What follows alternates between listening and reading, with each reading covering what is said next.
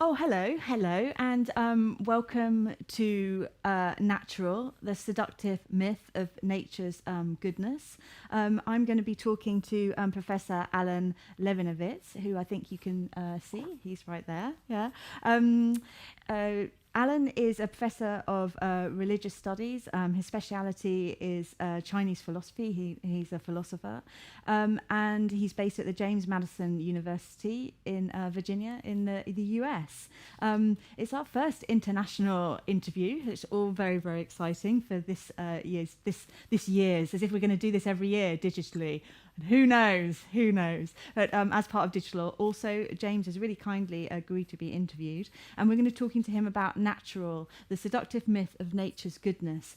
It's a complex idea. It's a complex philosophical idea, and I'm really hoping he can lead us through it and understand the nuance. You know, we love a bit of nuance also. But I have to say, Alan, we run this festival in 180 acres of absolutely beautiful sculpted parkland. You know, we sit on the bank of a half-mile wide lake. You know, nature is all about, nature is a huge part of also festival. We really, really encourage people to enjoy the nature, to really value being in it, it's a real highlight of the weekend, to swimming in the lake, to really enjoying nature. Am I getting it wrong? Are we telling people to do the wrong thing?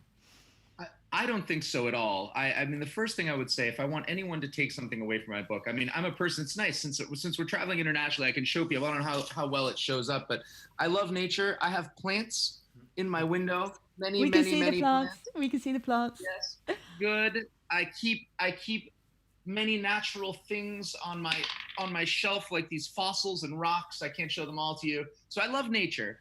But I think what I want people to take from my book is that we have to be able to love nature without worshiping it.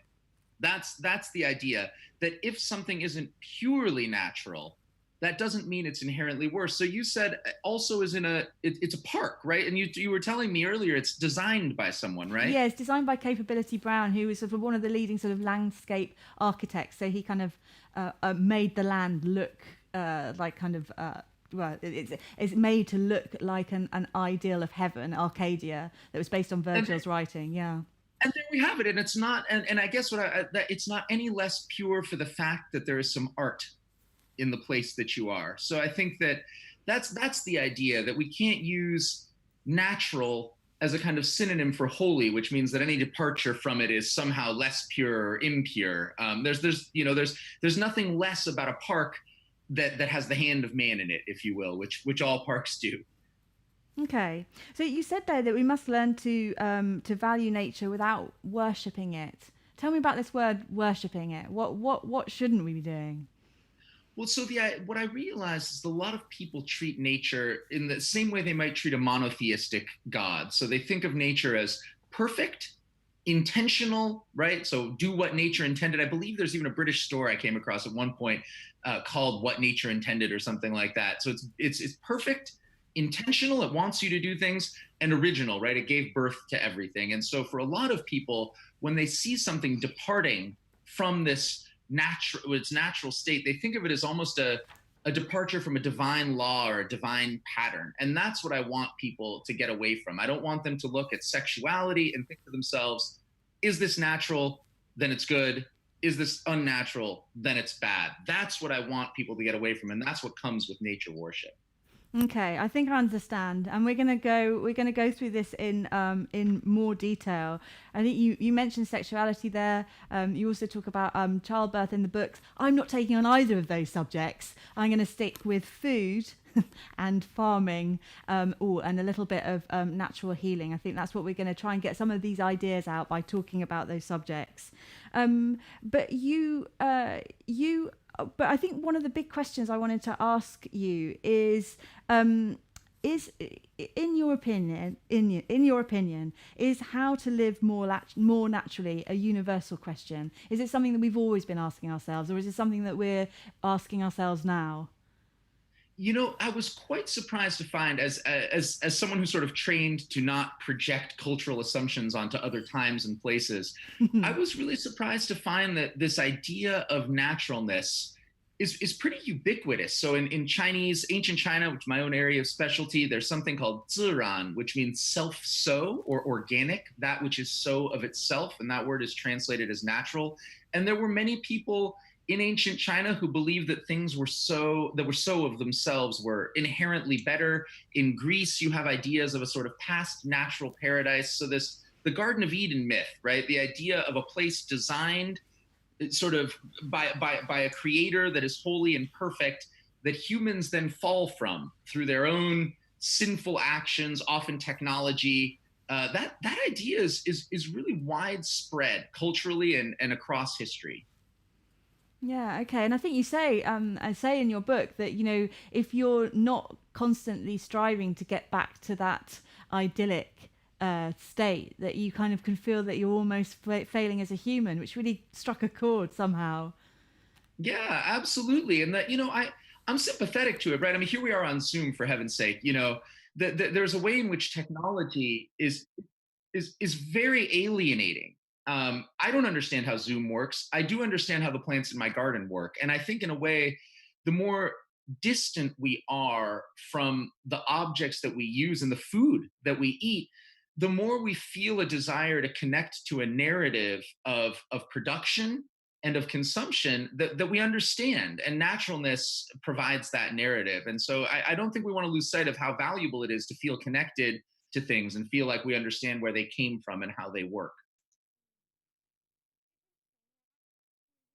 Tend to have philosophy at this section in Also Festival. We're a little bit later because obviously you're on the East Coast, and as we've just learned in our session before you, it's if you're, it's not natural to get up so early in the morning if your body clock is later in the day. So didn't want to do that, but obviously there's a kind of cultural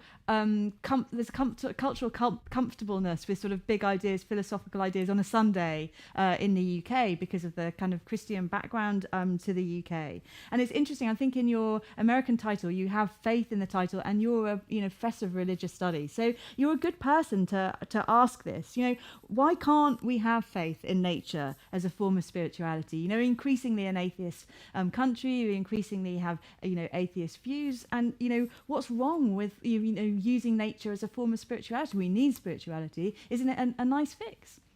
Absolutely. So I think there's an important distinction. I try to draw this in the book between finding spiritual fulfillment in the natural world, which I think is very possible. And again, think nature specifically as a kind of monotheistic god. So to take but one example, the Aztec mother goddess Coatlicue is an extraordinary figure. I encourage people to look up the statue of her that you can find. She has a belt. If they can spell it.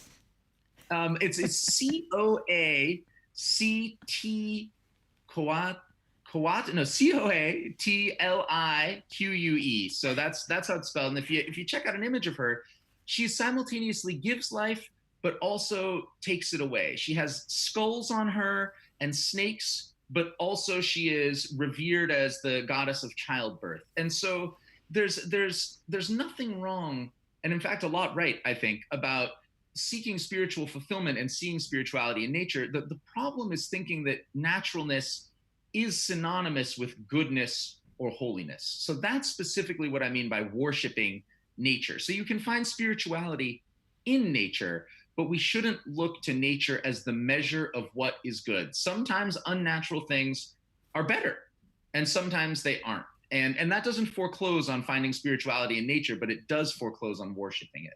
Oh, thank you. That's really helpful. I've got that clear in my head now. And you're absolutely right. Thinking back to the festival, the enjoyment of being in nature is enhanced by the work that's been done on that landscape. It makes it a more complex relationship because obviously there's reasons why the UK had so much money to be able to re-sculpt land like that in that way. But there is a complexity in it that helps you understand much more about being human and how to live on lots of levels, including a spirituality one. Yeah. Yes, that's exactly right. I mean, even the fossils and rocks that I have, they were discovered and dug up through the fruits of art and technology, which, art is at the root of artifice and artificial. And those are those are thought of as bad words, but the art is also a wonderful word. And so that's really the nuance that I want to communicate about nature and naturalness. Oh, it's so good. So many of our so many of our science talks this weekend have really celebrated artists, and we're loving it. Thank you. So it's great to hear. Okay, so I want to talk about farming for a little bit, because it's a really good, really great chapter in the book, and it's a really good way of understanding some of the themes in the book. And it really made me laugh when I was reading it, because food is a massive part of it also. After this, after our talk section ends, we all are going to have this sort of virtual paella together, because that's what we do at the festival on a Sunday anyway, and we go to the banks of the lakes and we have some music and we have some sangria and people cook massive paellas and we all eat them together. It's amazing. Yeah, it's wonderful. But one of our chefs that we work with, and we have a lot of chefs that we work with, but one that I love very much and a very good friend, he's really anti-foraging, and we do a lot of foraging at the festival, and we really encourage people to get involved, and it's a great connection to nature. But he says it really annoys him, because it really makes people misunderstand how food is best grown and how you can best feed people. And he said, yeah, foraging's great, but vegetables are better grown in other ways, mainly under plastic. Yeah, well, that's so with food. I mean, food is just the perfect example of a place where naturalness is extremely important to people. That's why I first was on the topic, right? People would say to me, so in the US, we had this sort of call for a definition of the word natural. The FDA, the Food and Drug Administration, put out a call for what natural food means. And I read through all the comments, and many of the comments would say things like food in the way it was created, the way God meant it to be, that kind of thing. And sometimes it was nature creating it, sometimes it was God creating it. And for me, I like foraging. I think foraging is really cool. I have edible plants in my yard. Of course, that's not quite foraging, but I like eating local plants. At the same time, without, food technology, right? Food itself, food production, from brewing to coffee to the spices that we use, is all about humans taking things from nature and breeding them, growing them, putting them in places where they don't belong, don't belong. Sorry, I made my own mistake. Putting them in different places. When you worship nature, it means putting it in a place it doesn't belong. But when you don't worship nature, you can take coffee and move it from its place of origin to somewhere else. And so for me, we should be able to celebrate local food traditions. We should be able to celebrate using local plants and animals in our food. But we should also recognize that food is not worse if some of the things that we're using to make it come from faraway places or were bred by human beings. Yeah, that's right. And you talk about vanilla quite a lot in the book as a really, really good example, I think, to show that, to illustrate that we do kind of have a really quite tortured and quite destructive relationship with what we accept when we demand things to be natural. Absolutely. I mean, vanilla, the history of vanilla is just extraordinary. I mean, I didn't even know it came from an orchid until I started researching it. And then I discovered that it came from an orchid, and that each vanilla pod, if you're getting the natural vanilla, is the product of a human being artificially inseminating the flower in order to get the pod, and then all of the vanilla is not grown in its native landscape. And so when you think about natural vanilla, what you really have is the end product of a highly technological process of breeding and transferring and propagating. And for me, that doesn't make natural vanilla any less or any worse or any more impure. But what it does do is it says, hey, wait a second. Maybe I should think about what it is that I mean as a chef or as a human being when I say I want natural vanilla. Why do I want it? What is it that I find better about it? As someone who participates in the local food movement, I love going to my farmer's market. We just went yesterday in a drive-through with masks on. That's how much I love my farmer's market. So I went there and I love it. But I have to ask myself, well, what is it that I love about it? Are we really going to feed the whole world in the way that we are with farmers markets? Who's going to grow the vanilla, right? So there's an important way in which food nuances my love of what's natural. Yeah, I think that's right. And we had one of the workshops that we did yesterday on Saturday. The afternoon is kind of all about workshops, so we did all kinds of things. And one of them that we did was chocolate tasting, and it was much like you with vanilla. Not realizing it was an orchid. I hadn't realized the kind of history of cocoa and how much child labor is used in general and chocolate. And I did a session with Spencer, who runs Cocoa Runners, who did this chocolate tasting. People were posted the chocolate beforehand, and they tasted along with him, and he tell them kind of like how it all works. But I try and buy good product, natural chocolate, stuff that looks good, it's got the right name, that seems ethical. But actually, in finding out from him, it's almost impossible. You have to go to these very, very specialized, guaranteed no child labor, no child slavery in this chocolate to be sure that you're eating ethical product. And I think, it's a great example, like your vanilla example, of saying that we want it natural, and we don't really like knowing where it comes from. Right. Well, I love what you brought up there, which is that, and this goes back to one of the points I try to make in the book, which is that these complex systems that we have producing our food, our medicine, they're very alienating. And so we want to know where things come from, in part because I think as good human beings, we want to make sure that child labor isn't getting used to make our products. But child labor being used to make a product, tracing that, as you said, is very complicated, almost impossible. And so rather than throwing up our hands, we look for a simpler way to sort of cross-cut all of this complexity. We say, okay, well, I'm in the store. What can I look for? A simple label that tells me that this product is good, and good in all ways, right? Good in terms of flavor, good for the environment, good for children. And the answer, because of nature worship, becomes natural. That's the way we can sort of guarantee the goodness of a product, in the same way that a kosher label or a halal certification tells you that something is fit for human consumption according to God. Yeah, and we're so busy, we're shopping. We haven't got a lot of time to work out the complex, environmental and geographical and shipping and child labor and exploitation routes. We just want labels that we can buy, and adding into that a huge kind of marketing force coming at you saying this is natural, this is natural vanilla, this is natural, cocoa, this is good for you. It's incredibly difficult. It's no surprise that we cover our eyes, or we haven't got time to think about it. Well, and on top of that, look, the corporations, large corporations are profit driven. They are not especially keen on being transparent about their products. They are interested in making money primarily, above all. And so I think it's, they've destroyed the environment in ways that would be unimaginable simply through scope and size of technology and that sort of thing. So it's absolutely makes sense that people would push back on that model of production and seek an alternative. The problem is that the alternative itself is also complicated, even though it has a simple name. Yeah, and it's just making sure that we're not, that we're not, I think you make the point that so many people want to hack these ideas of goodness by grabbing nature to their own ends, which is to sell us product, which is kind of not what we would want to do, given our idea of what natural is, what ethical is. Yeah. I want to push food a little bit further, because you do mention Michael Pollan in your book, In Defense of Food, which is, a good book about natural eating. So what's your position on the advice that we shouldn't eat anything that our grandmother wouldn't recognize as food?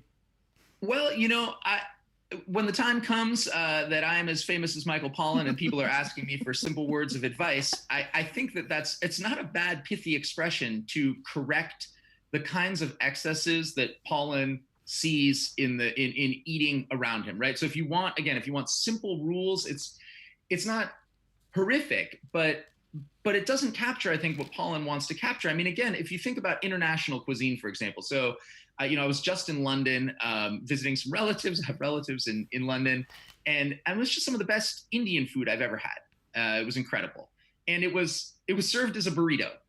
And there's nothing about this that my grandparents would recognize, right? None of it would be familiar to them, and yet it was fantastic, right? So international food in itself is a repudiation of the idea that what marks good food is naturalness, or in the case of what Pollan is saying, this confusion of natural with traditional, right? So in the UK, I know that if something is produced traditionally in a traditional method, you can call it natural. And I think that's what Pollan is trying to say, saying, look, eat traditional foods, which we confuse with naturalness because we think of it as nature and tradition as unchanging. But for me, that's not a great rule. It takes so many things that are wonderful and puts them off the table, right? So for me, I would want people to think, well, what is it that Michael Pollan is criticizing when he says don't eat anything your grandmother wouldn't recognize as food. And then how can we be a little bit clearer about the sorts of rules that we want for our food in a way that doesn't simplistically exclude, some of the things that make modern cuisine wonderful. It's really interesting. And I think, like one of the things that we try to do with also is to kind of spend a bit of time with ideas that, like you say, it's a great pithy place to start thinking about this issue. But what I really loved about your book is it kind of like walks around all of these things that are so natural to think of as being what we should do, and actually go into a bit more nuance.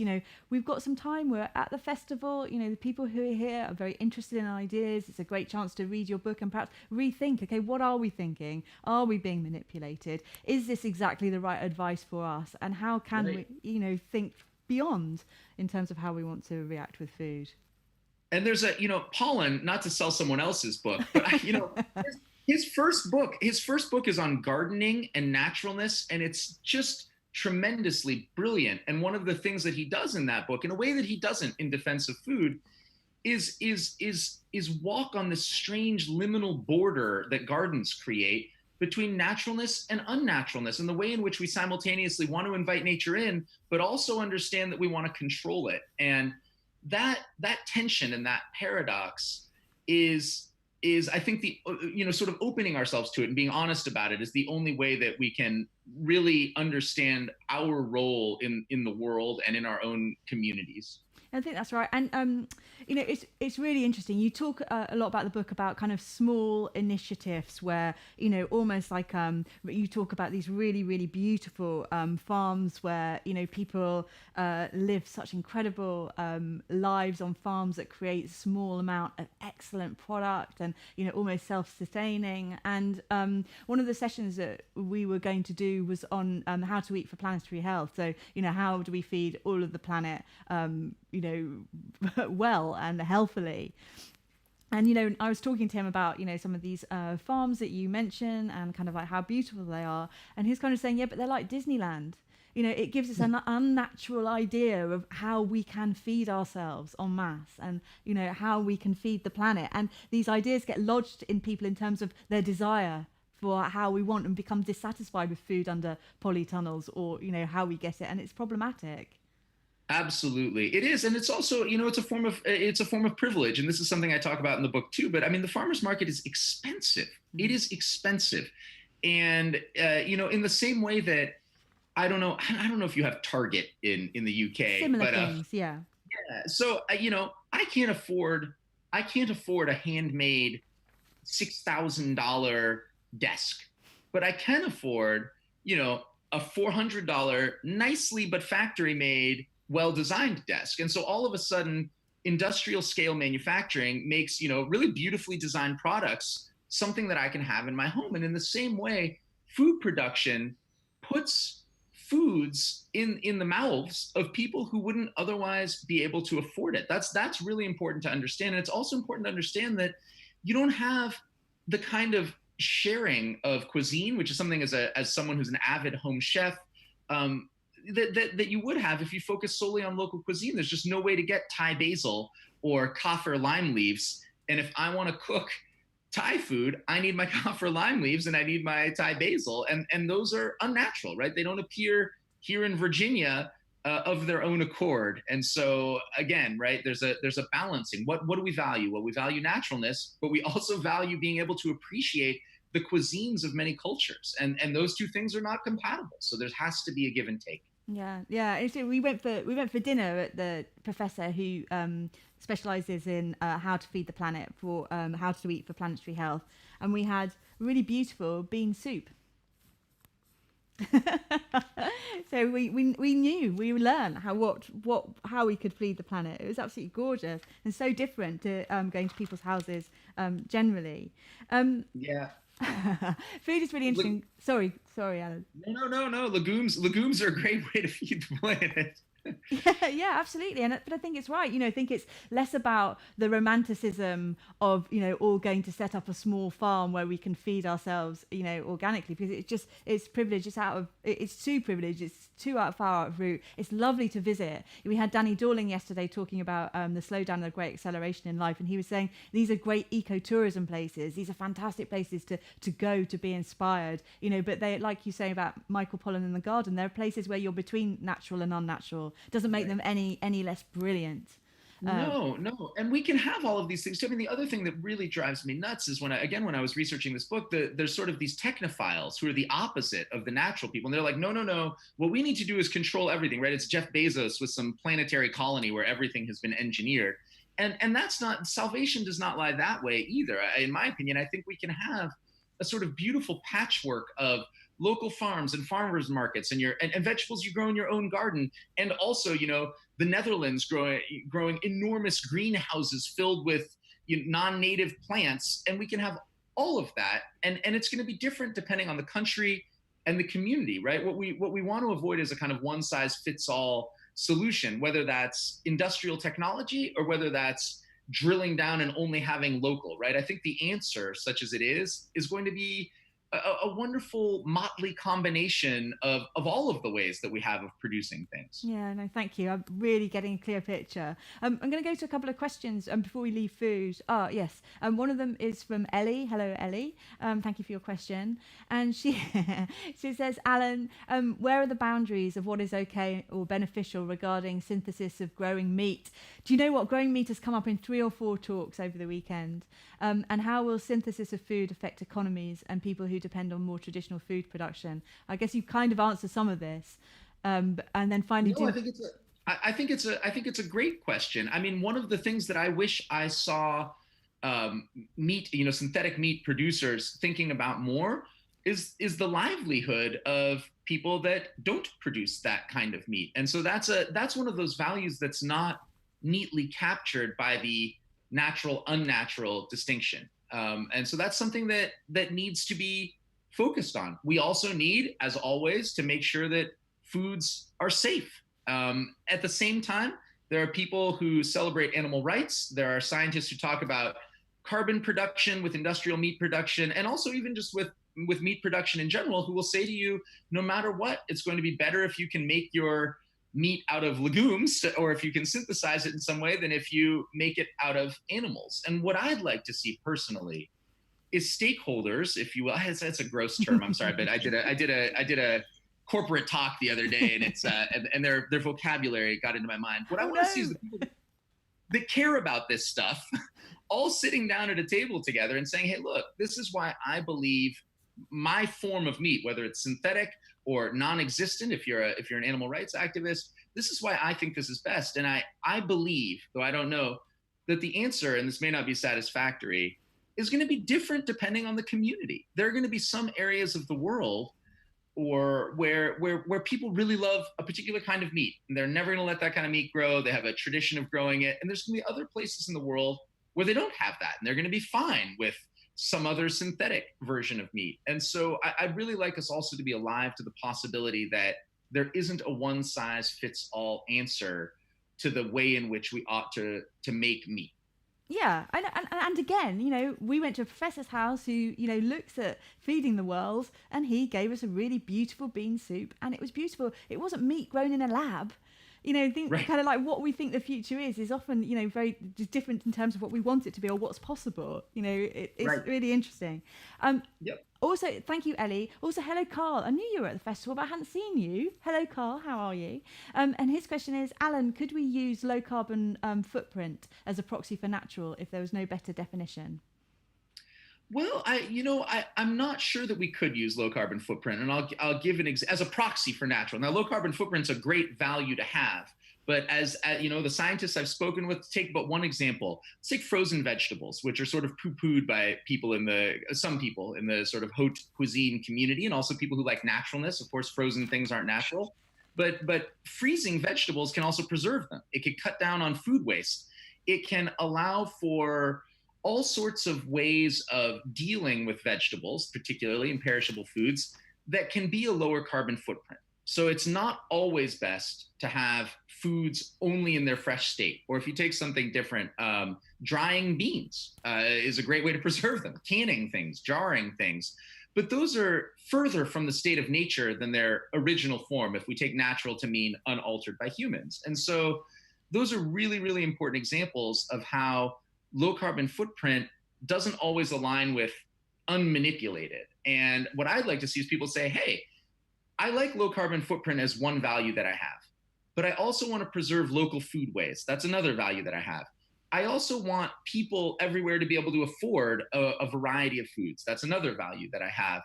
And instead of having a proxy for natural, getting on the table in a clear way all of the different things that we value, not all of which are going to be compatible, right? Recognizing that there's going to be costs and benefits.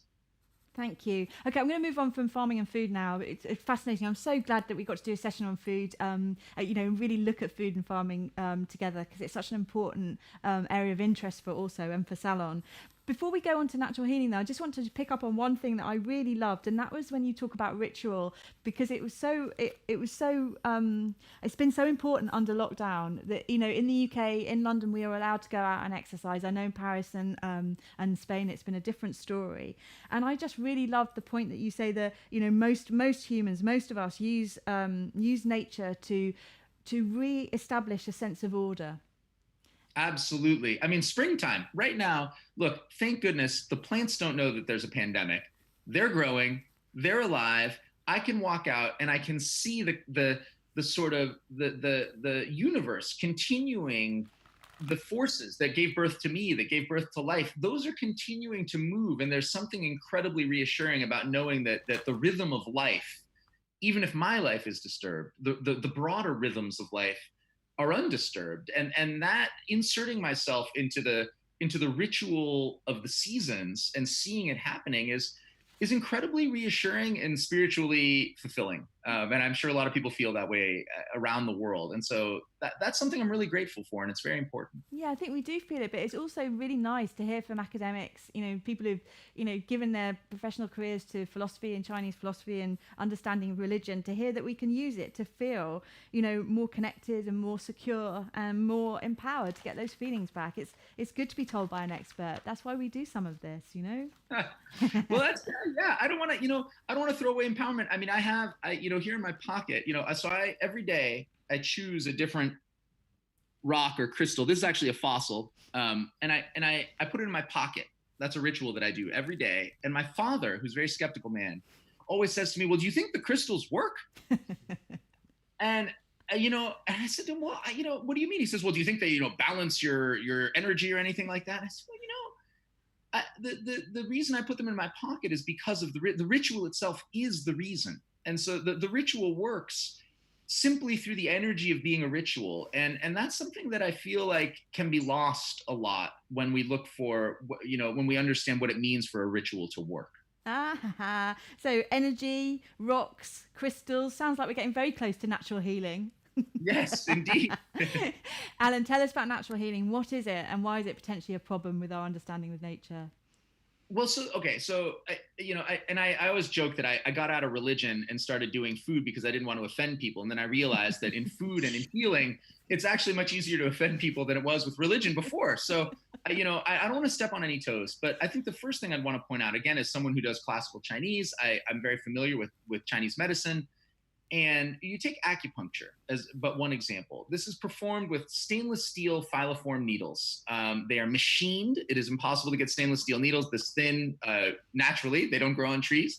And it's, to me, there's a kind of obvious tension between sticking stainless steel filiform needles into your body and the idea of naturalness. And yet you will find Chinese medicine alongside Ayurveda, alongside other indigenous forms of healing. You'll find all of those embraced by people who embrace natural healing. And so then for me, the important thing to do is not say, oh, those people are silly or stupid, which a lot of people do, but rather to say, okay, well, if it's not naturalness in their healing that people want, if naturalness isn't what captures what's appealing about acupuncture and Ayurveda and indigenous medicines, then what is it that's appealing about those medicines? And it's important to understand that natural is a proxy for another set of values that are more complicated, but no less important for the fact that they can't be described simply under the rubric of natural.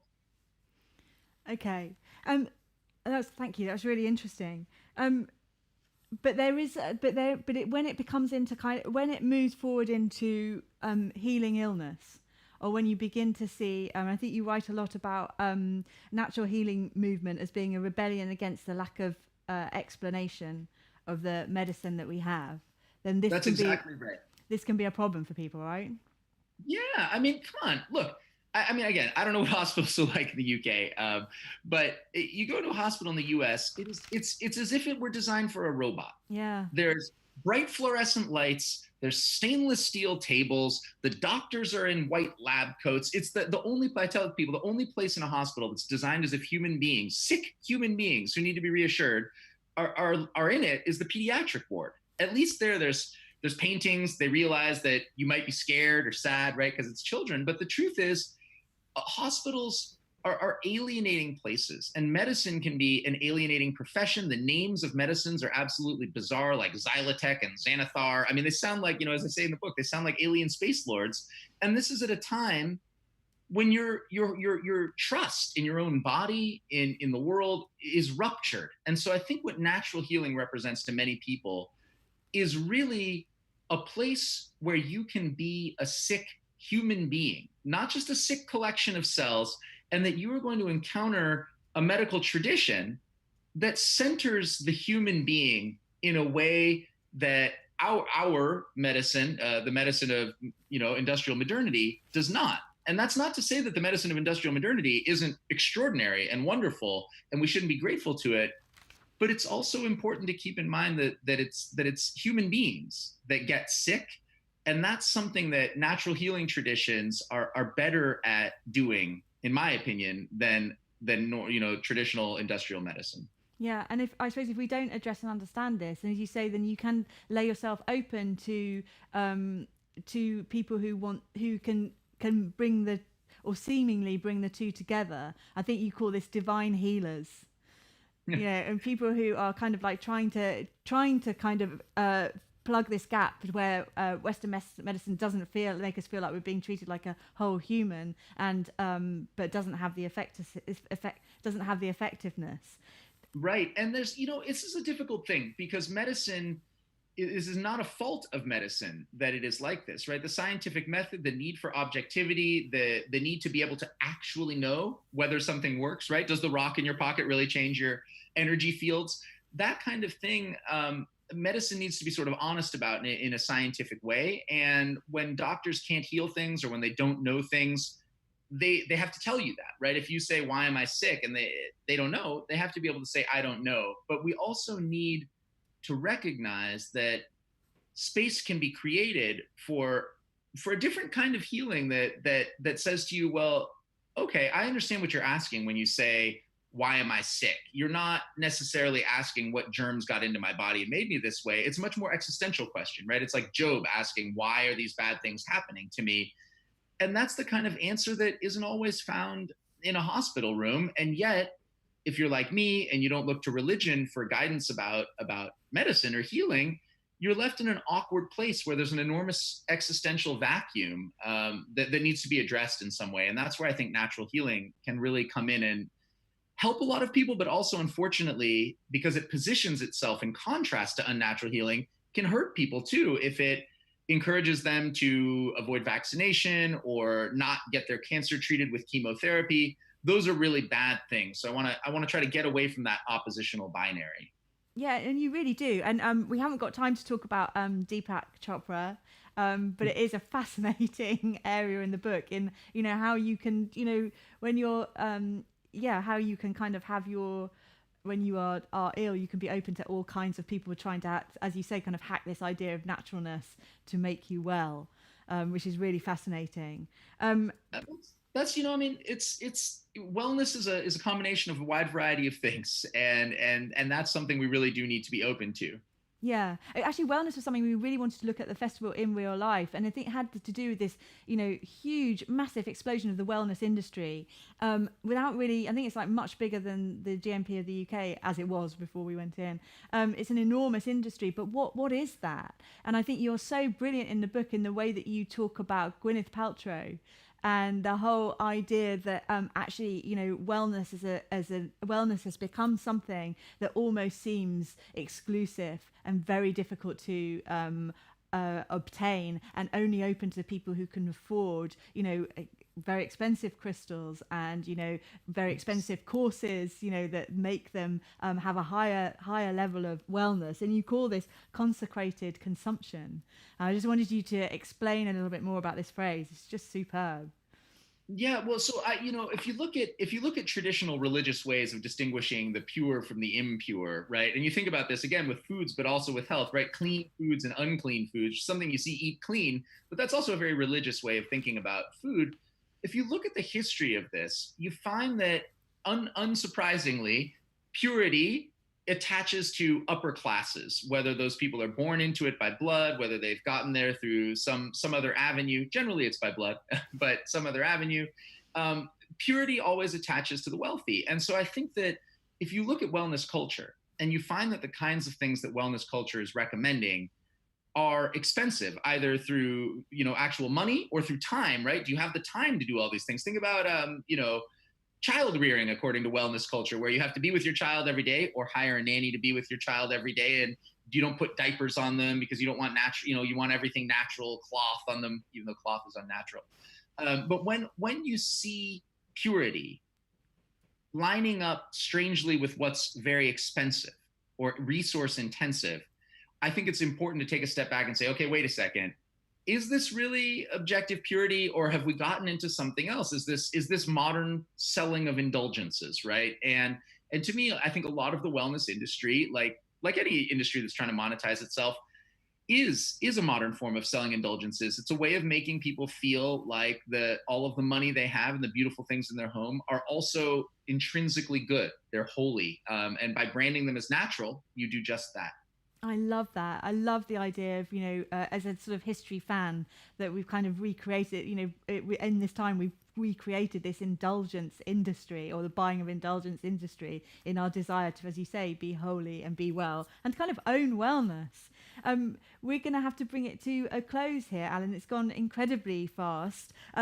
It's an absolutely fascinating book Alan's written, Naturally. If you want to find out much more about the issues that we've briefly discussed in our brief talk, and the chapter on why cryptocurrency lovers and meat lovers go together is extraordinary, then we do suggest that you get the book. Please buy it from us, not from them. We have a bookshop on the store, and we'd be only too happy to send it to you for the price of the book. And books aren't product. Books are a way of us really understanding ideas and making our lives so much brighter and more beautiful. So please do buy them, not from people who treat them like product, but from people who really, really love books, because that should be the natural order, right, Alan?